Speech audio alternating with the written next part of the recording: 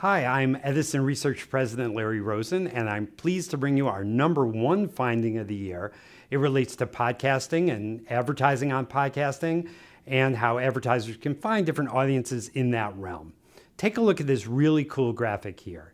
What this shows is the incremental reach you get by buying bigger and bigger groups of podcasts along the line.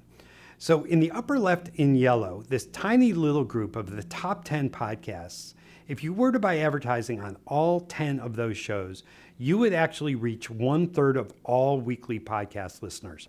And then the graphic goes out from there to show how much incremental reach will be attained with each batch of new podcasts.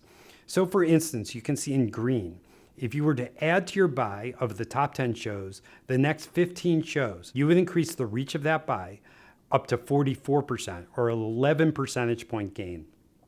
And from that point forward, you really have to buy a lot of shows to gain incremental reach. You need the full top 75 biggest shows after that, shows 26 to 100, to get up to 59% reach.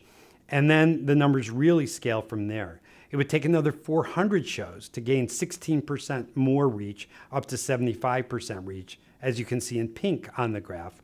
To get up to 82%, you'd have to buy the next 500 biggest shows and buy all of the top 1,000 shows.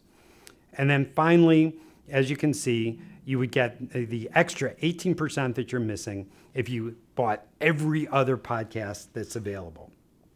But this doesn't mean that advertisers should necessarily ignore podcasts that fall below the top 1,000. After all, that 18% accounts for millions of people in the aggregate.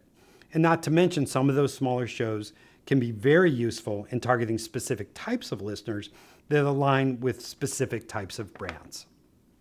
So to me, this is a great example of what Edison Podcast Metrics can do, and we encourage you to learn more about Edison Podcast Metrics on the Edison Research website.